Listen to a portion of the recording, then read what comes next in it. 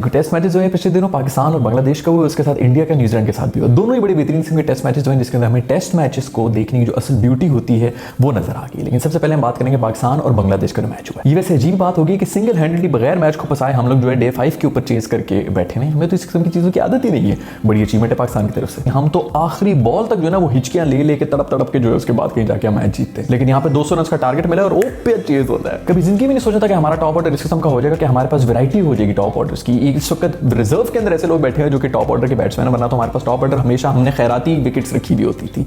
100 run की partnership हो रही है फर्स्ट इनिंग्स के अंदर भी और सेकंड इनिंग्स के अंदर भी। आबिद अली फास्टेस्ट पाकिस्तानी बन चुका है to reach 1000 test runs in just 24 innings. पहली इनिंग्स में 130 मारे और दूसरी इनिंग्स के अंदर 90 रन मारे। इतने तो हमारी पूरी टीम करती थी स्कोरिंग जमाने में। अब्दुल्ला शफीक भी एक सॉलिड बैट्समैन नजर आ रहा है क्योंकि बांग्लादेश की इन पिचेस के ऊपर इस किस्म का परफॉर्मेंस देना ये कोई आम बात नहीं है। खैर अजीब अजीब वाकयात भी हुए इस पूरे टेस्ट मैच के अंदर जिसके अंदर ये इस्लाम जो है वो आउट हुए थे और किसी ने कोई अपील ही नहीं की। मुझे तो लग रही है डीआरएस के अंदर कोई इशू है, क्योंकि एक और भी इसी किस्म का कोई डीआरएस का ही क्लिप था जिसके अंदर बॉल जो है वो कोई 4 फुट दूर थी बैट से, लेकिन फिर भी जो है वो स्निको के अंदर एक वाइब्रेशन फील हो रही थी। खैर पाकिस्तान क्रिकेट की बात हो रही है तो उसके अंदर सबसे पहले बात हम करेंगे मोहम्मद आमिर की भी। यार इसके बिना हर 2 मिनट के बाद कोई ना कोई नया बयान आ रहा होता है कि मैं इस वजह से मैच नहीं खेल रहा, मैं इस वजह से रिटायरमेंट से वापस आ जाऊंगा, मैं ये कर लूंगा वो कर लूंगा, अगर मैं आ गया तो ये होगा वो होगा। यार भाई तू माफ कर दे हमें, तू कुछ भी ना कर, तू बस जो कर रहा है करता रहे यार, हमें तेरी जरूरत नहीं है। टीम बड़ी बेहतरीन चल रही है, इस किस्म के जो नमूने हैं ना वो टीम में ना ही है तो बेहतर है। गेम में तूने परफॉर्म कुछ करना नहीं है, बस तेरी बातें जो है ना वही होती रहेंगी। शुरू से तू बातें करता आ रहा है, ये पता नहीं तो ये जो पूरी एक लॉट थी ना हमारी बातें करने वाली, इनको बाहर रखा जाए टीम से तो बेहतर है। सिर्फ परफॉर्मेंस ही चाहिए। करिए एक बड़ी जबरदस्त किस्म की जो है वो कीपर ने भी बॉल पकड़ी है। बांग्लादेशी जो है उन्होंने रनों के बीच में बॉल पकड़ के जो है वो कैच की अपील की और अपील करते हुए छलांगे भी मारते रहे। यार भाई तू थोड़ा सा रुक जा, अगर तूने रनों के बीच में किसी तरह बॉल पकड़ी ली है तो तू खड़ा ही हो जा, सीधा होकर हाथ ऊपर करके तू छलांगे ही मारा। इमेजिन करो कि इसने रनों के बीच में बॉल पकड़ी होती है, छलांगे मार रहा होता और बॉल टुप करके नीचे गिर जाती, कितनी शर्मिंदगी होती। उधर शाहीन और हसन अली जो है उन्होंने भी गेम जो है खूब चुकी हुई है। इस साल के मेरे ख्याल में लीडिंग फास्ट बॉलर्स बने हुए हैं विकेट टेकिंग के हिसाब से। जितने हमारे जो लेजेंड्स हैं उनको ये मैच करना शुरू हो गए। हसन अली जो है ना इसको आ गया गुस्सा। इस वक्त तुम लोग ने ताने वाने मारे थे ना वो जो कैच ड्रॉप करने के, उसके बाद से भाई बहुत गुस्से में आ गया। मैं तो कहता हूं यार तू हमेशा गुस्से के अंदर है, तू कभी ठंडा होकर ना खेल। इसी तरह तेरे अंदर एक स्पार्क होना चाहिए, क्योंकि जनरेटर में जब तक स्पार्क नहीं आएगा उसकी कोई परफॉर्मेंस ही नहीं होगी। तो तू इसी तरह गुस्से में रह यार, सारे बदले उतार सब टीमों के ऊपर, बट उतारता नहीं जब तक वर्ल्ड कप नहीं जीत जाता। ये ना हो कि अगले वर्ल्ड कप के अंदर आगे फिर तू ठंडा हो जाए और फिर कोई कैच वैच ड्रॉप हो जाए। अल्हम्दुलिल्लाह पहले भी वीडियोस के अंदर मैं ये मेंशन कर चुका हूं और अभी फिर करना चाहूंगा कि बांग्लादेशी जो कमेंटेटर्स हैं वो उन्होंने भी हद मुकाई बाइस्ड कमेंट्री की। अब जरा ये चेक कर लें आप। Have a look at this. Beautifully played.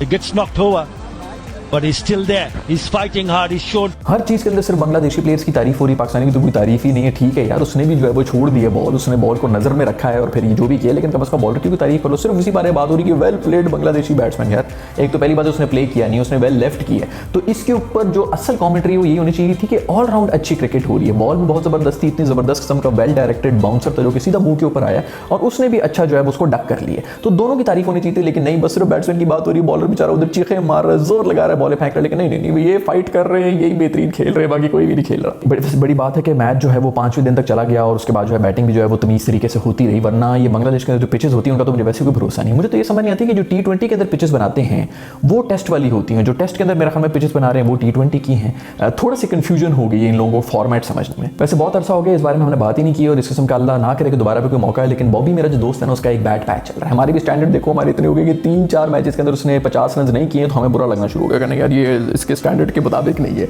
एक वो भी जमाना होता था कि पूरे साल के अंदर हमारी पूरी टीम में से सिर्फ 2 सेंचुरीज हुआ करती थी, वो भी कोई एक बैट्समैन होता था जो किसी छोटी टीम के ऊपर मार रहा होता था। अब हमारे भी नखरे हो गए भाई। वैसे वो ESPN की रिपोर्ट थी कि 127 मिलियन लोगों ने पाकिस्तान और इंडिया का जो T20 मैच हुआ था वर्ल्ड कप के अंदर वो देखा था, जो कि पिछले जितने भी रिकॉर्ड्स थे T20 मैच की व्यूअरशिप के वो तोड़ चुके हैं। अभी तो इसके अंदर फिर इंडिया हार रहा था तो इसलिए फिर भी शायद कम हो गए होंगे। अगर ये लास्ट बॉल तक थ्रिलर होता तो आप सोच नहीं सकते कि कहां से कहां नंबर पहुंच गए होते। उधर इंडिया और न्यूजीलैंड का जो टेस्ट मैच हुआ आया है, मैं कहता हूं क्या कोई टेस्ट मैच हुआ है। 5वें दिन तक वो भी गया और उसके अंदर भी इस किस्म का सीन बन गया था कि 9 आउट हुए हुए थे और न्यूजीलैंड जो है वो किल के बेचारा सर्वाइव करके वो सर्वाइव कर गया और वो ड्रॉ कर गया मैच को। इसी तरह था कि वो धागे से बेचारा लटका हुआ और पूरी इंडियन टीम जो है ना ऊपर से जूते मार रही है, मुंह के ऊपर लान तान कर रही है, वट्टे मार रही है, लेकिन बंदा जो है लटका रहा है। उसने कहा मैंने नहीं हारना, मैंने छोड़ना ही नहीं और इसी तरह हुआ और न्यूजीलैंड जो है वो मैच ड्रॉ करेगी। सबसे बड़ी बात तो ये कि डे 5 तक भी कोई टेस्ट मैच चला गया, क्योंकि अभी तक तो जितने भी मेरे हमने रिसेंट पास्ट के अंदर जो भी मैंने मैचेस देखे हैं डे 5 के ऊपर तभी गेम जाती थी जब बीच में 1-2 दिन जो है वो वॉश आउट होते थे, वरना तो 4 दिन के अंदर हमेशा टेस्ट मैच जो खत्म हुआ होता था। लेकिन ये डे 5 तक भी गया और उसके बाद भी ऐसा क्लिफ हैंगर किस्म का बना है कि आखिरी बॉल के ऊपर आ गया 9 विकेटों पे। यहाँ पर मुझे याद आ गया यासिर शाह की वो बॉल जो उसने वेस्ट इंडीज को कराई थी और वो जो बंदा आउट कर लिया था, हमने भी इसी किस्म की सिचुएशन में था। इसमें बहुत से लोग ये कह रहे हैं कि इंडिया को एज था, और बाकी एज था क्योंकि उनकी होम ग्राउंड भी था, लेकिन फिर भी अगर देख रहे हो तो उनके 5 मेन स्ट्रीम जो फ्रंट लाइन प्लेयर्स हैं वो भी नहीं थे इस टीम के अंदर। तो मेरा ख्याल में इंडिया की बी टीम थी जो कि खेल रही थी। फिर भी आई डू अंडरस्टैंड कि इंडिया को एज था और न्यूजीलैंड ने बेहतर फाइट बैक किया है। यहाँ पर दाद देनी पड़ेगी कोहली की कप्तानी को भी, क्योंकि वो जब भी कप्तानी कर रहा होता है ना तो उसको अपने बॉलर्स को पता होता है कि किसको कब यूज करना है। एक दिन के अंदर 10 विकेटें लेना उसने जो है वो अपने बाएं हाथ का खेल बनाया हुआ था, लेकिन ये भी देखने को नहीं मिला इस मैच के अंदर हमें। अगर कोहली होता कैप्टन तो मुझे पूरा यकीन है कि 1-2 सेशंस के अंदर गेम ही खत्म हो जानी थी। खैर सुना है कि राहुल द्रविड़ ने भी कोई 35,000 रुपया दिया है जो पिच क्यूरेटर था उसको, कि उसने बड़ी जबरदस्त टेस्ट मैचेस वाली पिच बनाई है। तो यार ये देखो ना, ये जेंटलमैन आदमी, I love this guy man. इसी तरह होना चाहिए, ऐसा नहीं कि बस होम पिचेस के ऊपर जो है वो सारी उसी किस्म की पिच बनाई जाए जो अवे टीम को बिल्कुल समझ ही ना आ रही और वो तड़प रही। दूसरे पर अगर देखा जाए तो न्यूजीलैंड पिछले 10 टेस्ट मैचेस में अनबीटेबल रहा है, जो कि एक बहुत ही जबरदस्त किस्म का फीट है। और अगर देखा जाए तो ये अभी जो वर्ल्ड टेस्ट चैंपियनशिप के विनर्स हैं तो राइटली डिजर्विंग है। खैर इंडिया पूरे में बहुत ज़्यादा दुख का समा था जब ये मैच जो है वो ड्रॉ हो गया, क्योंकि पूरी तरह से मैच जो है वो इंडिया के हाथ में था। लेकिन सिर्फ 2 इंडिया से जो कि बड़े खुश थे, और वो थे रचिन रविंदर और एजाज पटेल। खैर जो अंपायर है उसको भी बहुत गालियां पड़ रही हैं, कह रहे हैं कि उसने जो है वो अंधेरे के ऊपर मैच को खत्म कर दिया और ये कर दिया। नहीं तो और क्या कह रहे हो यार, वहाँ पर रोड शेडिंग अगर मैच करवाए तो हम लोग जो बिल्कुल ही जो है पीछे ही पड़ जाते। भाई ठीक है, बाकी लाइट नहीं थी, बंदा नजर नहीं आ रहा, वो बॉल जो है कराई जा रही है, नहीं ये रोशनी है, हमें तो सब साफ साफ नजर आ रहा है। इसी की और बात करनी पड़ेगी कि न्यूजीलैंड ने बिल्कुल भी कोई सस्ती किस्म की हरकतें नहीं की, बिल्कुल भी टाइम वेस्ट और इस किस्म की हरकतें नहीं की, जो कि मैंने सुना है। मैंने पूरा मैच नहीं देखा था,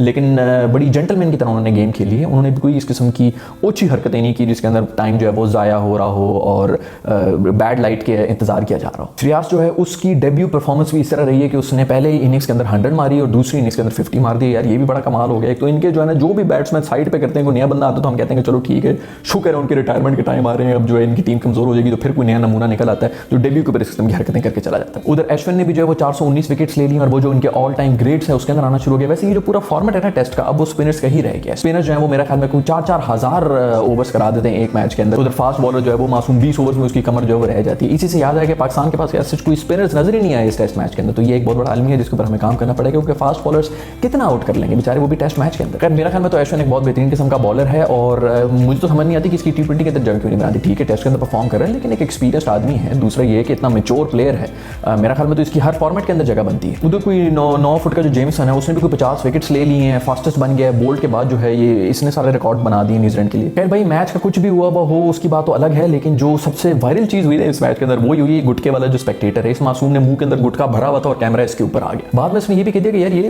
मैं तो कोई गुटका नहीं खा रहा था, सब चीजों से इनकार कर दिया। सका कि मेरा मुंह जो है वो रसीली सुपारी जो है उससे भरा हुआ था। बच्चों तो ये बड़ा चालाक है ना, हम तो बिल्कुल बच्चे हैं, हम तो खा के हैं। बाद में इसने एक बैनर भी उठा लिया जिसके अंदर इसने ये कह दिया है कि गुटका खाना जो है वो एक बहुत ही गलत बात है। अगर आप इस बैनर को गौर से देखें तो इसके अंदर जो गलत की इसके स्पेलिंग लिखी है, गलत को ये गजब लिखने लगा था कि गजब की चीज़ है, लेकिन बड़ी मुश्किल से इसने उसको एल बना के जो है वो गलत कर दी है। तो खैर गुड न्यूज़ ये है कि T20 के बाद जो है दूसरा फ्लेवर ऑफ टेस्ट क्रिकेट हमें देखने को मिल रहा है, जो कि बड़ा इंटरेस्टिंग हो रहा है। और आगे किस किस्म की ये सीरीज जो है वो शेप अप करेगी, उसमें बहुत मजा आएगा। स्पेशली पाकिस्तान एंड बांग्लादेश की जो हो रही है, दूसरी तरफ और भी टेस्ट मैचेस हो रहे हैं, बट ये दो एक ऐसी सीरीज है जिनके अंदर मजा आएगा देखने, क्योंकि इसके अंदर test beauty at its peak है। मुझे उम्मीद है कि आज की क्रिकेट कॉमेडी की एपिसोड आपको जरूर पसंद आई होगी। अगर ऐसा है तो लाइक के बटन को जरूर प्रेस कर दीजिए और मैं मिलूंगा आपके साथ नेक्स्ट वीडियो में। बाय।